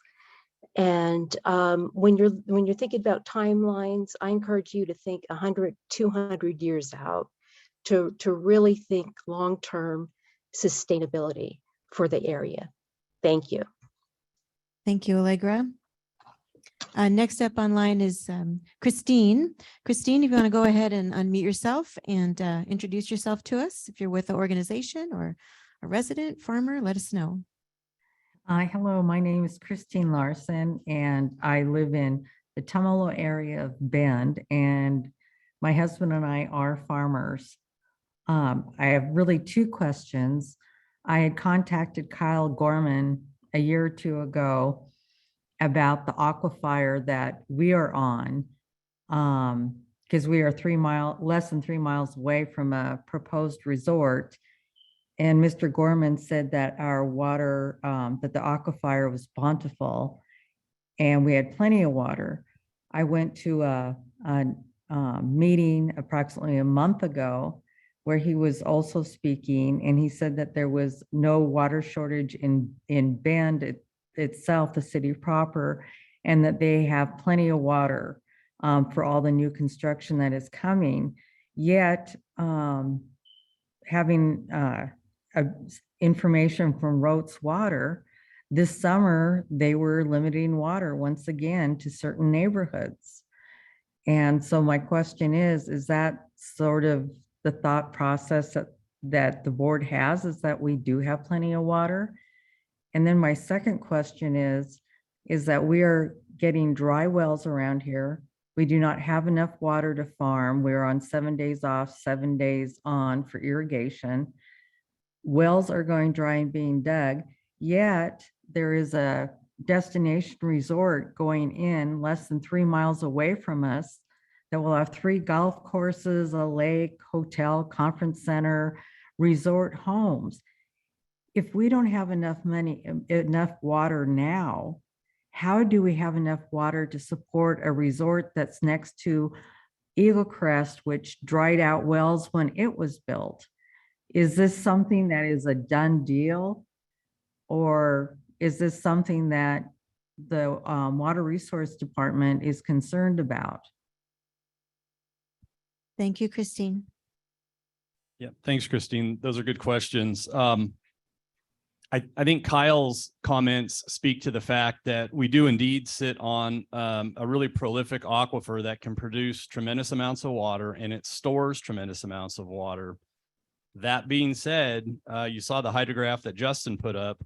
There are parts of this basin where groundwater levels are declining, and that is an indicator that there's less water available in storage. Justin went through the reasons why: drying climate, groundwater use, piping, lining, canals, those all contribute to those declines. The fundamental question for the agency is, what do we do about that? Do we continue to issue permits? That's not going to help the declines. What are the other impacts out there to other wells? Should we be looking at well-to-well interference? Our current process doesn't do a very robust job of that either, and can result in some impacts between wells that are challenging to deal with. The way our rules are currently written, and this is something that concerns our commission as well, a landowner is required to fully develop the aquifer with a reasonably efficient well. Flip that around, that's a race to the bottom, and the commission doesn't like that. Your questions are good. I would certainly try and reframe them and submit them as comments for consideration for us our staff and our commission as we try and work through this rule process to try and capture those. Did I get all your questions there, Christine? Yes, thank you very much. Thanks, Ivan. Next up online, so we've got two more hands raised online and then a question that came through that I'll read, and then we'll bounce it back to the room. And I promised John that I'd bounce back to him before I hear from Mike. So Kimberly, go ahead, introduce yourself. Let us know who you're with or what you're doing with water. Yeah, hi. My name is Kimberly Priestley, and I'm here representing Water Watch of Oregon. Water Watch is a river conservation group that works to protect rivers, streams, and aquifers statewide. We've been working in the Deschutes Basin for nearly 4 decades now. First, we just wanted to thank you for this opportunity to provide feedback. We're not going to go into the details of our many comments on this, but we just wanted to voice our support for the direction the state is going. As a general matter, sustainable groundwater allocation and management is a really critical issue facing the state and is important for both people and ecosystems. So we are very glad to see the department moving the state towards a more sustainable future. So we want to thank you, and we also want to thank the commission for their leadership on this. Really quickly, we just wanted to note that we agree with the 3 pathways set forth today by the department. And we also agree with the commission's direction that if the state can't make the determination that water is available, you will be denying applications going forward. One thing I really wanted to stress about what the department has talked about today, including the commission's direction, is that everything proposed by the state thus far is consistent with what the law actually requires. So again, we support this. We will have a number of specifics that we will get to the state in writing, but we just wanted to thank you for your efforts. Thank you, Kimberly. There's a question that was sent in the chat from Mark, and Mark asks, why are static water level measurements performed in March rather than also performed a dry month of the year, such as August, as a representative of possibly worst case water table level? Okay, it's a good question. So let's start out with observation that water levels fluctuate annually. So when in the summertime, there is both less recharge, less rain, and more use, more pumping. That's when the majority, obviously, of the irrigation use occurs. That's typically when cities ramp up their use with lawn and garden watering and other outdoor uses. And again, I'll go back to hopefully pull people to the mental picture of wells turning on, water levels dropping in the vicinity of those wells in order to draw water from the aquifer toward them. In March, the irrigation season is just about to get underway, or maybe it's just started. And the reason that we take March water level measurements year after year after year is so that we have an understanding of the water table before or just as all these wells are turning on. So we want, after an irrigation season and then a subsequent winter season where the aquifer water levels are recovering and recharge is occurring, we want that annual high water level, and that's what we compare year on year on year. Absolutely, there are acute impacts during the summer, and they're likely at their peak in August, September. That's when the wells have been pumping the longest. So that cone of depression has built up to the deepest level.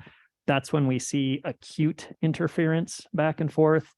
And that can be really variable year on year, depending on a number of factors that are hard to parse out. So yes, that would give us some indication, and we do collect that data from a smaller subset of wells. But from the perspective of understanding the resource as a whole and getting a snapshot. We want everybody to measure at the same roughly time, and we want as many measurements across a spatial area as we can get to get an idea of the water table. So it's sum that up, a two-part answer. The March data is most important to us, and that is what we feel is reasonable to request of the folks that hold a water right permit. So yeah, I'll stop there. All right. Thanks, Justin. Hey, we've got one more question online I'm going to take right now, and then I'm going to kick it back into the room. And John has a comment he wants to share that he thought was important, a brief one. Yeah. And then I'm going to give it over to Mike to share with us some ideas that they've been thinking of. But online, CFF, who I believe goes by Kate, you were our first online question, and you said you had a follow-up. Go ahead and remind us who you are and ask your question. Yeah, thank you. Yeah, Kate Cassad from Cassad Family Farms. We are in Jefferson County. I just want to essentially echo and support all the well-articulated comments made by the gentleman at the Nature Conservancy, especially his point about feedback being that perhaps the data you're looking for, definitely be looking at the wells that are going dry and use that as sufficient data to show that potentially there's an overallocation problem in the Deschutes River Basin. And then one more piece of feedback and an idea. From what I understand, there is a mission statement behind the Oregon Water Resource Department's role and the commission. And it is to evaluate and protect this public resource for the interest of the public. And perhaps you could comment on this in, again, that well done piece by Emily Currington for the OPB. She articulates at one point that there was this example through the Tree Farm auction of water, which then Thornburg Resort and the Tanninger private water ski community got approvals to purchase those water rights. Regulators noted in one of the reviews that under Oregon law, the groundwater rights are moved to new locations without considering what is in the public interest.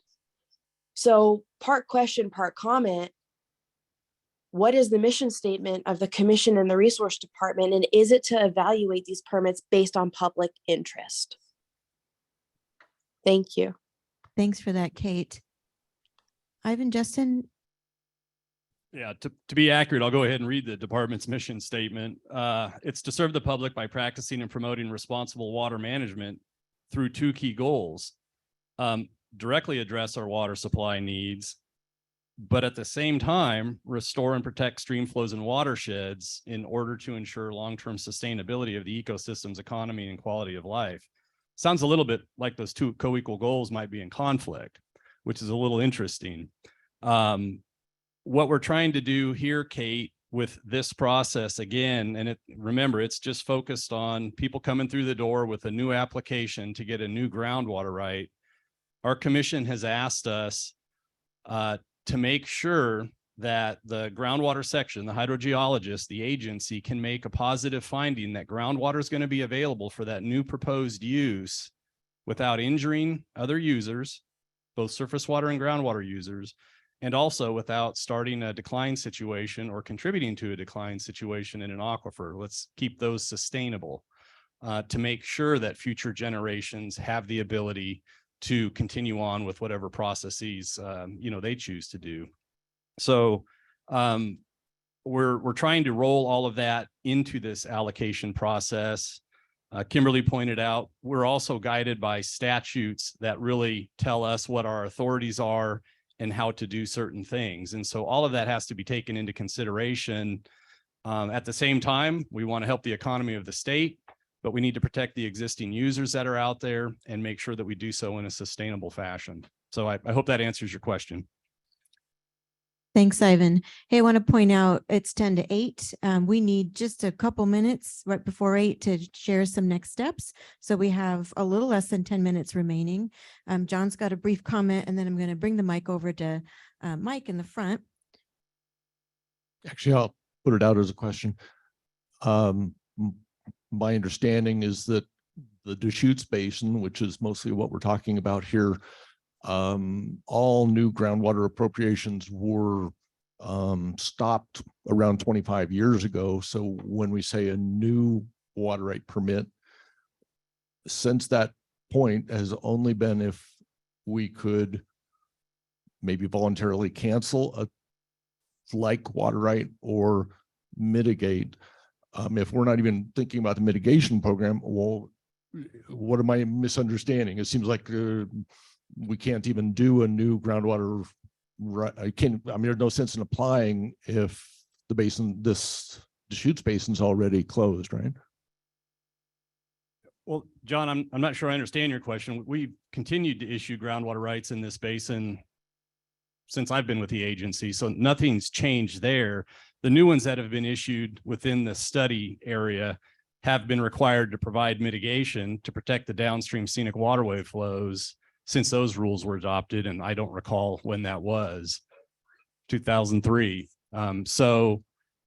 If you're talking about more recently, the applications that have come in and have been reviewed in the area where declines are going on, the difference there is, yes, they can continue to mitigate for the scenic waterway impact, but how are they going to mitigate for the capacity of the aquifer situation with the declines that are going on? What is it that's going to allow them to develop and not further contribute to additional declines there? You bet. And before we move on, I got to correct something.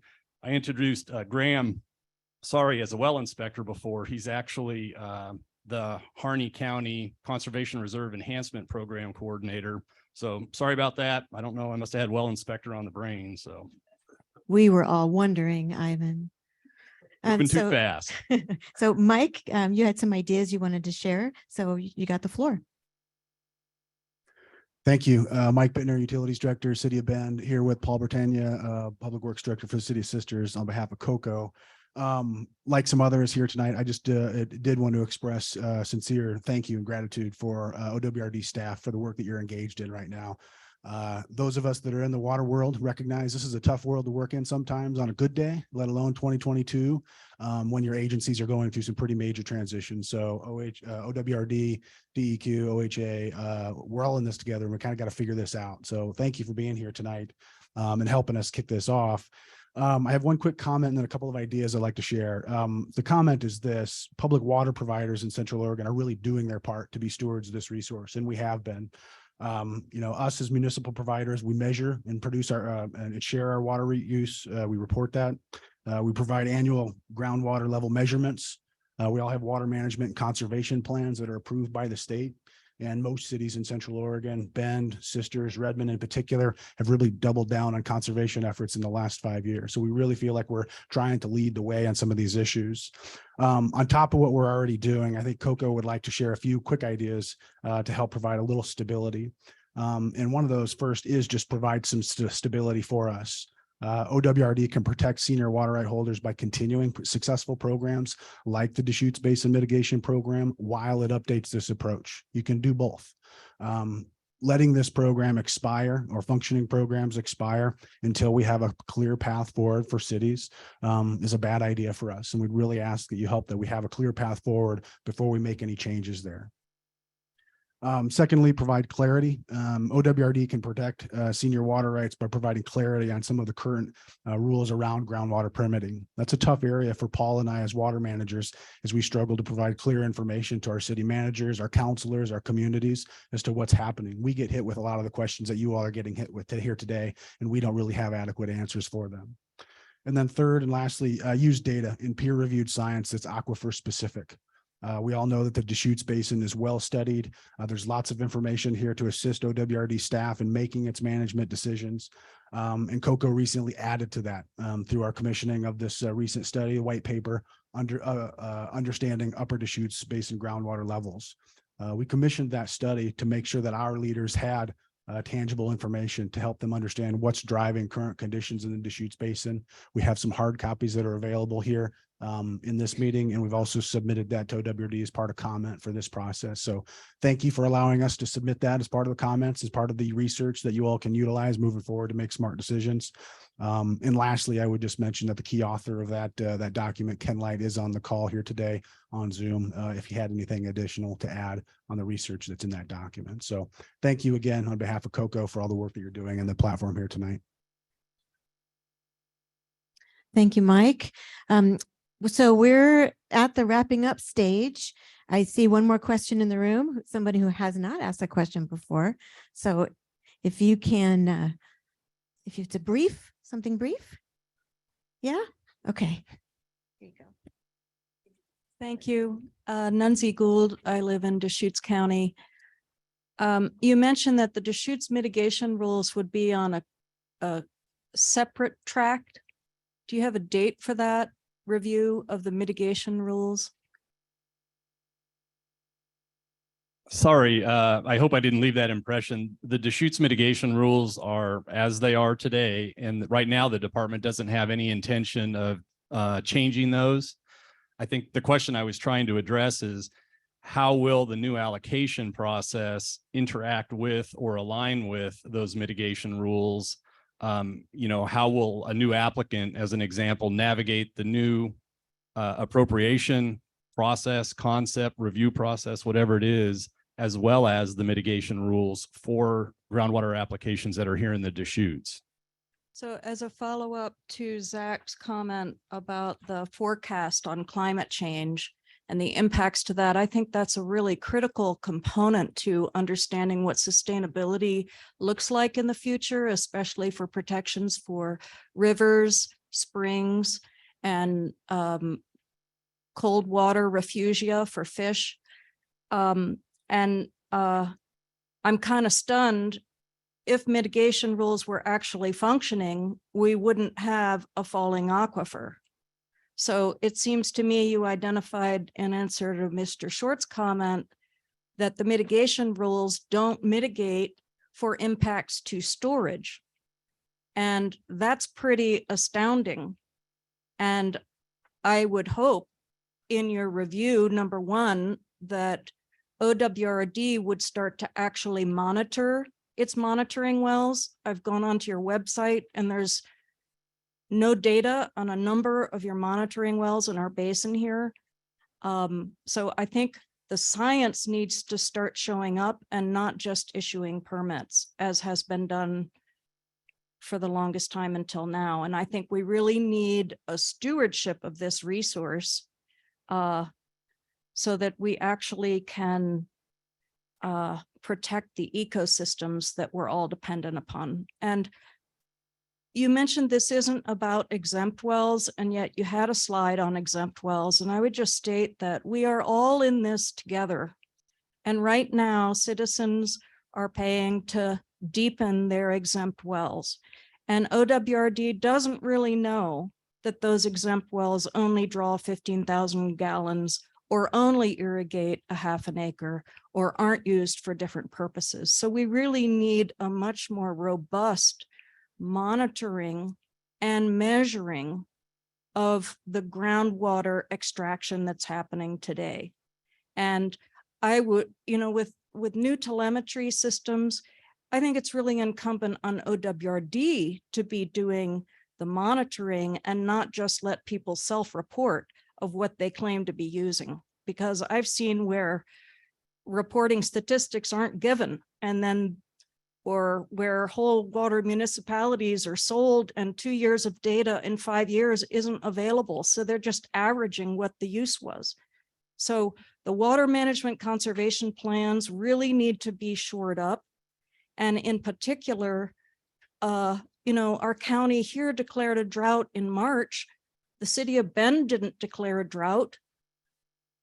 So what's with that? If we're going to declare a drought, then we should actually be implementing the standards all across all of these groups within that county so that we actually can conserve water in the face of these drought declarations and not just go to supplemental groundwater pumping. That's the antithesis of conservation. It's the antithesis of resource stewardship. So I'd really like to advocate, and I support the testimony that you made in September to the Water Resource Commission that the default should be no, unless the proof is there to substantiate that the ecosystem is not damaged.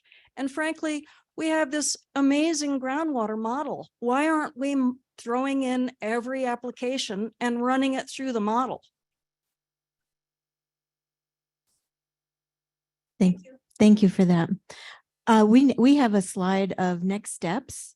If you want to go ahead and go to that slide, there was a question online that relates to the next steps that Ivan, I hope that you can answer. And that is it's from Will.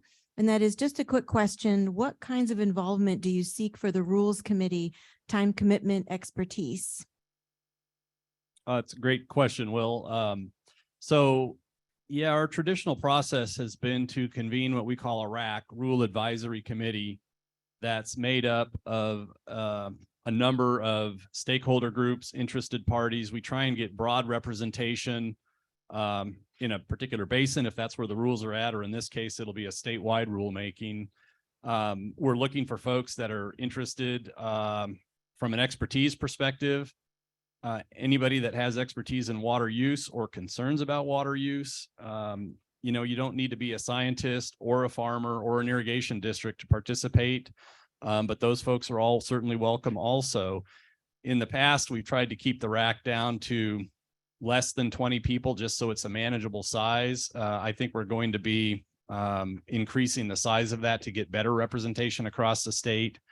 So from a time commitment perspective, there's likely to be a minimum of 3 Rule Advisory Committee meetings. There will probably be some significant reading that needs to go on so that you're familiar with the draft rules in time for the first meeting. And then we'll work through a process of working through the rules in great detail and soliciting comments, feedback, such that at the end of the process, we think we've got the best set of rules that we can deliver to the commission. And it goes up in front of our commission. We present the proposed rules for them, and they have to vote on adoption of that before the rules are finalized.